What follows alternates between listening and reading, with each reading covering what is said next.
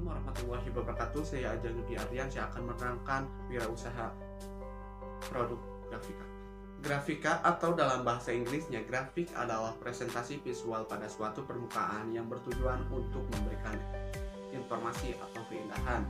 Jadi pengertian grafika adalah gambar dan teks yang ditampilkan pada bidang datar yang bertujuan untuk memberikan informasi ataupun keindahan. Ada 5 jenis teknik cetak berdasarkan prinsipnya. Di antaranya, yang pertama yaitu cetak tinggi. Pada teknik cetak tinggi, zat pewarna ditempatkan pada permukaan tertinggi dari bidang pencetak atau acuan cetak. Dan yang kedua yaitu cetak dalam.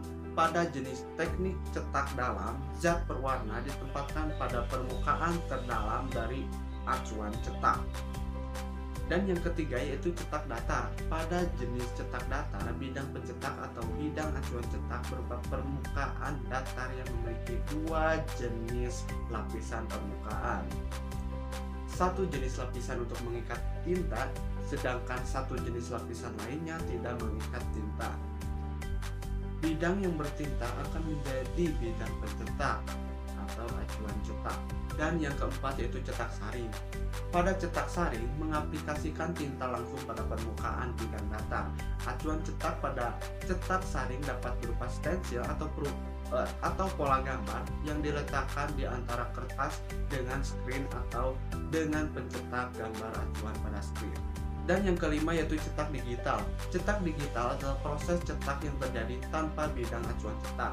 Proses pada pencetakan digital diatur dan dilakukan secara digital dengan menggunakan komputer. Proses perancangan produk grafika diawali dengan melihat kebutuhan pasar atau identifikasi masalah yang dapat memanfaatkan produk grafika sebagai solusinya, seperti kemasan makanan, kartu ucapan, gambar pada kaos atau stiker. Yang pertama yaitu identifikasi masalah.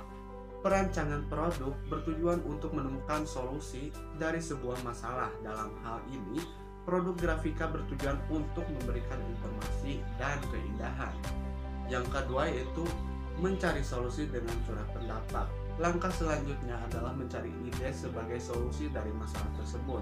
Cara yang dapat dilakukan adalah dengan melalui curah pendapat atau yang disebut sebagai brainstorming, dilakukan dalam kelompok. Langkah selanjutnya itu rasionalisasi. Rasionalisasi adalah proses mengevaluasi ide-ide yang muncul dengan beberapa pertimbangan teknis, diantaranya material dan bahan apa sajakah yang digunakan, teknik apa yang digunakan, dan pertanyaan-pertanyaan lain yang memastikan bahwa rancangan yang dibuat dapat berfungsi baik dan dapat diproduksi. Dan yang kedua yaitu produksi produk grafika. Pada proses produksi grafika pada umumnya menggunakan bahan kimia yang dapat berbahaya bagi kulit dan pernapasan. Maka pekerja atau tenaga produksi harus menggunakan sarung tangan dan masker. Yang ketiga yaitu kemasan produksi grafika. Kemasan untuk produk berfungsi untuk melindungi produk dari kerusakan serta memberikan kemudahan membawa dari lokasi produksi hingga sampai ke konsumen. Kemasan juga berfungsi sebagai penambah daya tarik bagi konsumen. Dan yang selanjutnya yaitu perhitungan harga pokok produksi produk grafika. Biaya produksi adalah biaya yang harus dikeluarkan untuk terjadinya produksi barang. Unsur biaya produksi adalah biaya bahan baku, biaya tenaga kerja, dan biaya overhead.